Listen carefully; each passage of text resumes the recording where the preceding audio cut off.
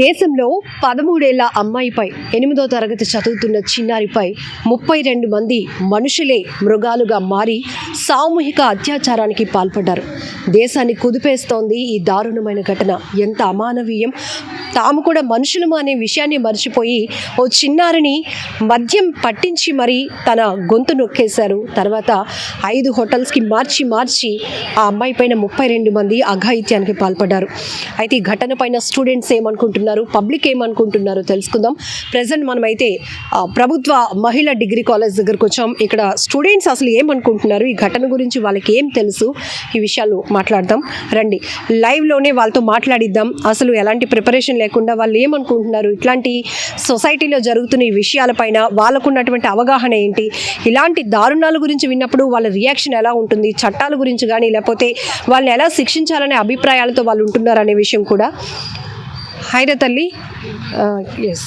So ఇప్పుడు తెలుసు కదా, రాజస్థాన్లో 13 ఏళ్ళ అమ్మాయి పైన జరిగిన విషయం చూసారా మామూలుగా వార్తల్లో? అవును, చూసామండి, న్యూస్లో చూసాం. యాక్చువల్లీ నేమ్ చూసి మాకు వచ్చిన ఇన్ఫర్మేషన్ బట్టి అంటే న్యూస్ ఛానల్ ద్వారా ఏం తెలిసిందంటే, ఒక నెంబర్ ఆఫ్ హోటల్స్ని అక్కి ఆ అమ్మాయిని షిఫ్ట్ చేయడం జరిగింది.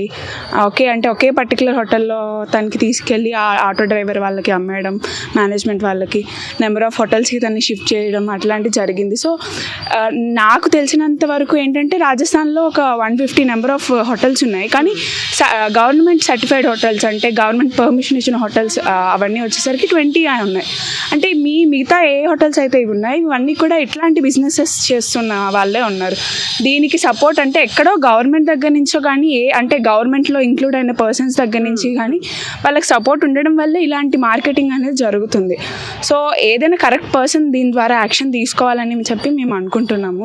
సో ఇలాంటి సిచ్యువేషన్ మళ్ళీ రిపీట్ అవ్వకుండా ఫర్దర్గా, అంటే నాట్ ఓన్లీ రాజస్థాన్, ఓవరాల్ ఇండియాలో అయినా కూడా ఇలాంటి సిచ్యువేషన్ మళ్ళీ రిపీట్ అవ్వకుండా ఉండాలని ప్రైమ్ మినిస్టర్ కానీ ఎవరైనా కానీ సర్టన్ యాక్షన్, సివియర్ యాక్షన్ తీసుకోవాలని అనుకుంటున్నాం.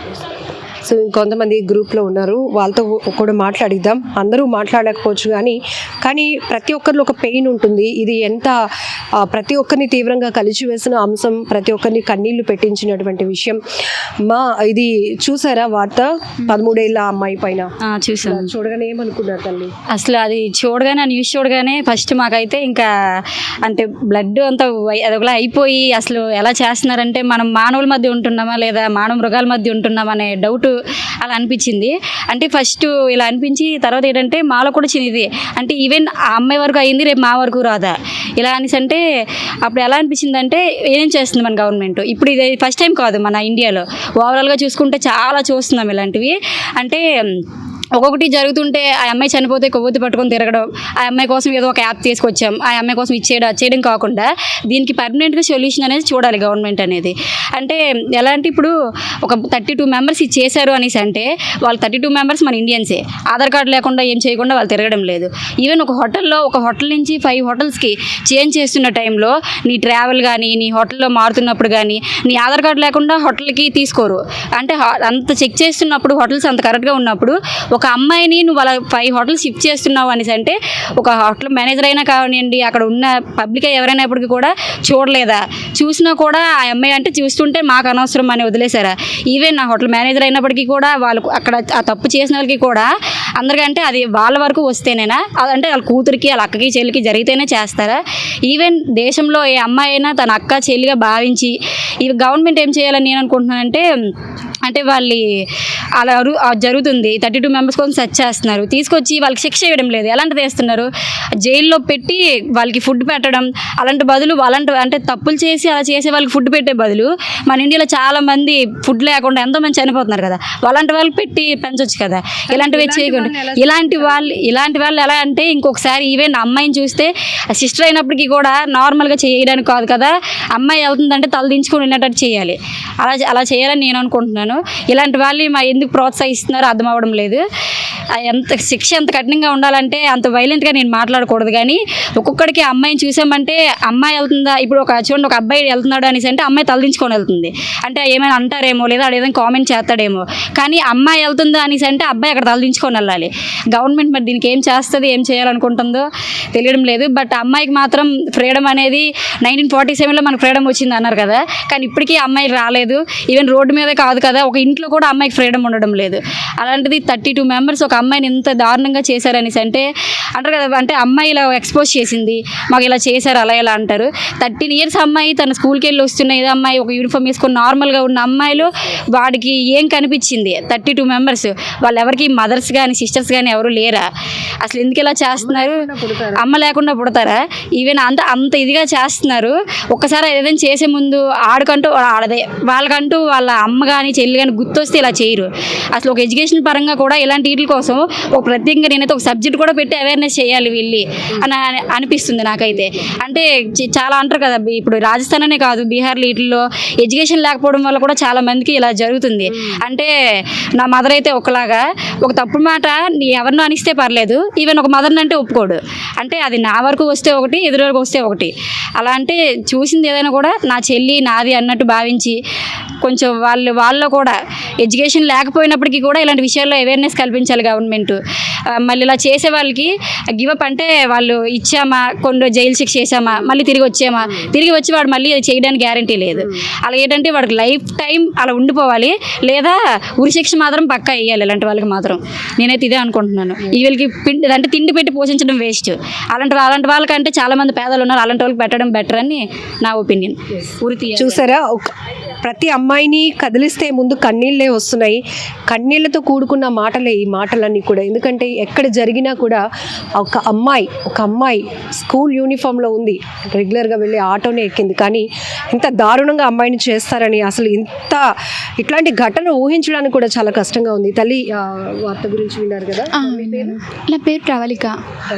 ఏమనుకున్నావు అసలు చూడగానే? అసలు ఇట్లాంటివి చూడకూడదు భగవంతుడు అనుకున్నాం ముందు అందరం. మీరేమనుకుంటున్నారు? అంటే ఆ పాపకి అలా జరిగినప్పుడు ఆ పాప ప్లేస్లో నేను కూడా ఉండుంటే ఆ పాప ఎంతలా బాధపడిందో అంతలా ఏడుపు వచ్చేసింది నాకు ఆ ఇన్సిడెంట్ చూడగానే. ఒక 13 ఇయర్స్ పాప అలా ఎలా చేస్తారు? అయినా ఒక 32 మెంబర్స్, అందులో ఒక్కరికి కూడా కనికరం ఉండదా? అంతలా చేశారు. భయంకరమైన మనుషులు చాలా, అసలు ఎంత ఏడుపు వచ్చేసిందంటే చాలా ఏడుపు వచ్చేసింది. రీసెంట్గా మా ఊర్లో కూడా ఒక చిన్న పాప 7 ఇయర్స్ పాపని రేప్ చేశాడు ఒక అతను, కానీ అతనికి ఎలాంటి శిక్ష వేయలేదు. ఒక 2 ఇయర్స్ జైల్లో పెట్టారు, ఫుడ్ పెడుతున్నారు, కానీ అతన్ని మాత్రం ఏం చేయలేదు, వదిలేశారు. అలా ఎలా చేస్తారు? గవర్నమెంట్ అసలు ఏం చేస్తుంది? మరి పిల్లల్ని కూడా ఇలా చేస్తారా? ఆ పిల్లలు మేజర్ కూడా కాదు, 5 ఇయర్స్ 7 ఇయర్స్ 13 ఇయర్స్ పాపల్ని ఇలా చేయొచ్చా? ఇప్పుడు ఉన్న చట్టాలు సరిపోతాయి అనుకుంటున్నారా? ఇప్పుడున్న చట్టాలని అంటే పటిష్టంగా అగ్రెసివ్గా అమలు చేయాలనుకుంటున్నారా, లేకపోతే ఇలాంటి మృగాల కోసం కొత్త చట్టాలు తీసుకురావాలి, చాలా కఠినంగా ఉండాలి అనుకుంటున్నారా? అవును, తీసుకురావాలి. వాళ్ళకి తగిన శాస్తి జరగాలి. వాళ్ళకు కూడా భయపడాలి. ఎందుకంటే మన ఇంట్లో ఒక పాప ఉంటుంది, ఒక అమ్మాయి ఉంటుంది, తను ఒక రేపు ఉంటుంది ఎక్కడ అదే చేయాలి, వాళ్ళని మాత్రం శిక్షించాలి. మీరు కంప్లీట్గా ఎమోషన్ అవుతున్నారు, మాటలు కూడా రానటువంటి అది కనిపిస్తూ ఉంది. ఎందుకంటే ఇది ప్రతి ఒక్క అమ్మాయిని కూడా తీవ్రంగా భయపెట్టిన అంశం కూడా. ఎందుకంటే ఈరోజు ప్రతి ఆడపిల్ల ఉన్న తల్లిదండ్రులు కూడా ఇదే ఫీల్ అవుతున్నారు కదా. అవును, అసలు ఎక్కడ రక్షణ ఉంది అన్నట్టు. అసలు ఎక్కడ రక్షణ ఉండట్లేదు. బయట వస్తేనే వీళ్ళు, ఇంట్లో ఉన్నా కూడా ఇంట్లో వాళ్ళు కూడా అలానే. అసలు మాకు ఎక్కడ ఉంటుంది ఫ్రీడమ్? ఎక్కడ ఉంటుంది? ఖచ్చితంగా గుడ్ టచ్ బ్యాడ్ టచ్ అనేది నేర్పించాలి. ఖచ్చితంగా పేరెంట్స్ దగ్గర ఉండాలి. నాకైతే ఆ సంఘటన వినగానే రక్తం మరిగిపోయింది, చంపేయాలంత కోపం వచ్చింది. నాకైతే చాలా బాధగా ఉంది. అలాగే వాళ్ళకి ఖచ్చితంగా ఉరిశిక్ష పడాలి. ఇలాంటి వాళ్ళని అస్సలు వదలకూడదు. అమ్మాయి వెళ్ళిందంటే అమ్మాయి తల ఎత్తుకోవాలి, అబ్బాయి కిందకి దించాలి, అలాంటి శిక్ష వేయాలి. మామూలుగా ఉండకూడదు. అలాంటి వాళ్ళని అస్సలు వదలకూడదు. వదిలితే దేశంలో ఇలాంటి వాళ్ళు చాలామంది తయారవుతారు, అందుకని వదలకూడదు. ఇండియా అంటే ఒక ఇన్స్పిరేషన్, అలాంటి ఇండియాని తక్కువ చేసి ఎవరు మాట్లాడుకోకూడదు. ఇండియా ఎక్కడికో వెళ్ళాలి, ఇలాంటి వాళ్ళని అస్సలు వదలకూడదు. ఖచ్చితంగా ఉరిశిక్ష పడాలి. ఖచ్చితంగా చట్టం దీనికి మంచి న్యాయం చేస్తుంది. మనుషుల్లానే ఉంటున్నారు, మగాలుగానే ఉంటున్నారు, కానీ మృగాలుగా మారిపోతున్నారు. పసి పిల్లలు అని కూడా అసలు ఆ పాపలో అసలు వాళ్ళు ఏం ఎత్తుక్కున్నారో కూడా అర్థం కాదు. అంతకుమించి మనం ఏం మాట్లాడలేము. 18 సంవత్సరాలు కూడా నిండలేని పిల్లలు, వాళ్ళకి ఏం కనిపించిందో నాకు ఇప్పటికీ అర్థం కావట్లేదు. అలాంటి మృగాలను అస్సలు వదలకూడదు. చట్టం ఖచ్చితంగా సిన్సియర్గా ఉండి ఎలాగన్నా మంచి చట్టం చట్టం ఎలాగన్నా మంచిగా న్యాయం ఇప్పుడు వీడియో ఒకటి వైరల్ అవుతోంది, ఎవరో కొంతమందిని తాళ్ళతో కట్టి తీసుకొస్తుంటే ఒక ఆమె కొట్టినట్టు. బట్ ఆ వీడియోకి దీనికి సంబంధమే లేదు. కానీ ఇందులో 32 మందిలో 18 మంది దొరికారు, మిగతా వాళ్ళు దొరకలేదు. వీరందరూ దొరికితే ఇమీడియట్గా యాక్షన్ ఎలా ఉండాలని అనుకుంటున్నారు? ఇమీడియట్గా వాళ్ళందరినీ చెప్పులు చూపిస్తారు కదా, మనం మొత్తం ఇండియా మొత్తం చూసేలాగా వాళ్ళు రోడ్డు మీద ఈచుకెళ్ళి నడుచుకెళ్ళి కొడుతూ చెప్పులు బుర్ర పైన పెట్టి వాళ్ళకి అమ్మాయిలు అందరూ చూసేలా ప్రతి అమ్మాయి ఉండాలి, చిన్న పిల్లలతో సహా అందరూ దగ్గరుండి అందరూ ఇండియా మొత్తం చూడాలి. మొత్తం ఈ క్రికెట్ ఇవన్నీ లైవ్ వేస్తారు, ఇలాంటివి కాదు, ఇలాంటివి లైవ్ వేయాలి. ఇవి లైవ్ వేసి మొత్తం ప్రభుత్వం అంతా చూసేలా, దేశాలన్నీ చూసేలా మొత్తం ప్రభుత్వానికి తెలియాలి. ఇండియాలో ఇలా జరిగితే ఇలా అయ్యిందని వేరే దేశంలో చెయ్యకుండా భయపడాలి, గజ వణుకుపోవాలి. ఇలా ఉండాలి. సో కొంతమంది స్టూడెంట్స్తో మాట్లాడదాం. పర్సనల్గా మీకు కూడా ఇలాంటి సొసైటీలో జరుగుతున్న దారుణ ఘటనలు, మరి ముఖ్యంగా మన దేశంలో జరుగుతున్న దారుణ ఘటనలు చూస్తే ఆ పాప చెప్పినట్టు రక్తం మరిగిపోతుంది. అంతకు మించి మనం ఏం చెప్పడానికి, ఏ వ్యవస్థల్ని మనం చేతిలోనికి తీసుకోలేము. కానీ ఎలా శిక్షించాలి ఈ వెధవల్ని అనుకుంటున్నారు కామెంట్ బాక్స్లో మీరు కూడా మెన్షన్ చేయండి. ఈ ఇష్యూ చూశారు కదా, రాజస్థాన్లో 13 ఏళ్ల పాప పైన జరిగిన, మీరేమనుకుంటున్నారు అసలు? ఏమనుకున్నానంటే ఒక అమ్మాయి మీద అలా జరిగిందంటే ఒక అమ్మాయికి జరగడమే కాదు, అది ఫ్యామిలీకి కూడా ఎఫెక్ట్ అవుద్ది. ఎందుకంటే నలుగురు 4 రకాలు అనుకుంటారు ఆ అమ్మాయి తప్పు చేసిందని కానీ ఇంకొకసారి ఇలాగ రిపీట్ అవ్వకూడదంటే బయట సొసైటీలో మనుషులు మారాలి, నెక్స్ట్ మన లా మారాలి, చట్టాలన్నీ మారాలి. అలా చేసిన అబ్బాయికి ఎన్నో సంవత్సరాలు జైల్లో ఉంచి ఉరిశిక్ష వేయకూడదు, వెంటనే చేసేయాలి. ఉరిశిక్షనే కాదు, బయట సమాజం శిక్షించాలి. ఆ అమ్మాయి ఎలాగైతే అన్ని రోజులు ఎంత బాధపడిందో, నరకం అనుభవించిందో, ఆ అబ్బాయికి కూడా అంతే నరకం అనుభవించేలా చెయ్యాలి. కానీ ఆ అబ్బాయిని ఉరిశిక్ష వెంటనే చంపేయకూడదు, ఆ అబ్బాయికి కూడా నరకం చూపించాలి. ఇంకొక అబ్బాయి ఆ ఆలోచన రాకుండా చెయ్యాలి. అంటే అమ్మాయి ఇలా పడింది అంటే ఆ అబ్బాయి కూడా అలాగే నరకం చూపించి ఇంకొక అబ్బాయి ఇలా చెయ్యాలంటే భయపడాలి. ఇంకొకసారి అమ్మాయి ఒక తెలియని అమ్మాయి వైపు చూడాలంటే భయపడాలి, అలా చెయ్యాలి. అలా కాకుండా సమాజం అడిగి జైల్లో అన్ని రోజులు పెట్టేసి, ఫుడ్ పెట్టేసి, లాస్ట్లో చంపరో కూడా తెలీదు. వేరే కంట్రీస్లో అయితే చాలా నరకం అనుభవించినట్టు చేస్తారు ఆ అబ్బాయికి. కానీ మన కంట్రీలో అలా చెయ్యరు. ఎందుకు చెయ్యరు? చెయ్యాలి. అబ్బాయి కూడా నరకం అనుభవించాలి, ఇంకొక అమ్మాయి వైపు చూడాలి. తప్పు చెయ్యాలంటే భయపడాలి. అలాగా సమాజం కూడా చాలా అంటే ఇలా ఆ బయట పేరెంట్స్ కూడా అమ్మాయికి ఇలాగుండు అలాగుండు అని అంటారు. కానీ అబ్బాయికి కూడా చెప్పాలి, ఇంకో అమ్మాయి వైపు ఇలా చూడకూడదు, అందరు నీ చెల్లెళ్ళు అక్కలు అన్నట్టు చెప్పాలి. కానీ అమ్మాయికి ఇన్ని ఇన్స్ట్రక్షన్స్ పెట్టేసి ఆ అబ్బాయికి పెట్టకుండా అబ్బాయికి అలా వదిలేయడం చాలా తప్పు. పేరెంట్స్ చెప్పినా కొంతమంది అబ్బాయిలు వినరు. ఇంకొకసారి ఇది రిపీట్ అవ్వకుండా ఉండాలంటే మొత్తం మన చట్టం మారాలి, లా మారాలి. ఇంకొక అమ్మాయి వైపు ఎవరైనా చూడాలంటే భయపడేలాగా చూసుకోవాలి. అది మన సొసైటీలో ఉంది, పేరెంట్స్లో ఉంది. ఆ అబ్బాయి బుద్ధి కూడా మారాలి. సో చూసారు కదా, ఒక్కరు కాదు 32 మంది, ఒక్క అమ్మాయి. అసలు ఆ అమ్మాయికి ఏం జరుగుతుందో కూడా తెలీదు. చుట్టూ మనుషుల వీళ్ళు మృగాల అని ఆలోచించుకునే లోపే 5 రోజుల పాటు ఒక నరకాన్ని చూసింది. ఆ అమ్మాయి హోటల్స్ కూడా లైసెన్స్ లేని హోటల్స్లో 5 హోటల్స్ చేంజ్ చేస్తూ మార్చి చేశారు. మరి మన గవర్నమెంట్ ఏం చేస్తుంది? లైసెన్స్ లేని హోటల్స్ని ఎలా రన్ చేయడానికి వాళ్ళకి అనుమతి ఇచ్చింది గవర్నమెంట్.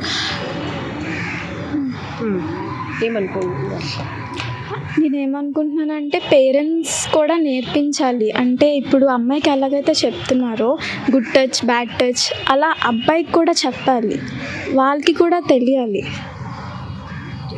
సో మరి కొంతమంది స్టూడెంట్స్తో మాట్లాడేద్దాం. అలానే మీరు కూడా ఏమనుకుంటున్నారు? ఎందుకంటే సొసైటీలో ప్రతి ఒక్కరికి ఒక బాధ్యత ఉంటుంది.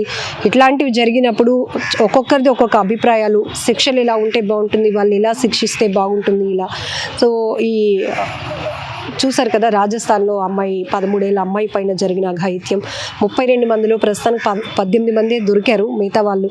కానీ వీళ్ళందరినీ ఎలా శిక్షించాలని అనుకుంటున్నారు? నా అభిప్రాయం ప్రకారం అయితే 13 ఏళ్ళ అమ్మాయి పైన అంత 32 మంది అత్యాచారం చేయడం అనేది అది చాలా దారుణమైన ఘటన. దాన్ని వెంటనే అమలు చేయాలి. ఆ తప్పు చేసిన బాధితులను కూడా వెంటనే శిక్షించడం అలాంటిది ఏదైనా ఇప్పుడు వాళ్ళని చూసి ఇంకొకరైనా నేర్చుకోవచ్చు దాన్ని. అలా కాకుండా తప్పు చేసిన వాళ్ళని వెంటనే శిక్షించి ఇంకొకరు అలా చూసి నేర్చుకోకుండా చేయాలి. ఫోక్సో చట్టాలు ఇవన్నీ ఉన్నాయి కానీ ఫోక్సో చట్టాన్ని ఇంకా కఠినంగా శిక్ష పడేలా మార్చాలి. అదే కాకుండా ఇంకా 32 మంది అంటే అది ఇంకా చాలా దారుణమైనది. అలాంటిది 13 ఏళ్ళ అమ్మాయికి అసలు ఏం తెలియని వయసులోనే అలా 32 మంది చేయడం అనేది చాలా తప్పు. అది అలాంటి అమ్మాయికి మరి వాళ్ళ బాధితులు అయిన వాళ్ళని అసలు క్షమించకూడదు. సో ఇది విశాఖలో ప్రభుత్వ మహిళా డిగ్రీ కాలేజ్ నుంచి స్టూడెంట్స్ కొంతమంది ర్యాండమ్గా మాట్లాడుతూ వాళ్ళ అభిప్రాయాలు చెప్పారు. కొంతమంది సాఫ్ట్గానే చెప్పొచ్చు, మరి కొంతమంది రక్తం మరిగిపోతుంది మేడం, ఇలాంటివి చూడకుండా ఉండాలి, ఇలాంటి దారుణాలు జరగకుండా ఉండాలంటే సిస్టమ్ చాలా అగ్రెసివ్గా వెళ్ళాల్సిన అవసరం ఉంది, మార్పులు రావాలి అంటున్నారు పిల్లలందరూ కూడా. సో మీరు కూడా ఈ ఘటనపై ఏమనుకుంటున్నారు?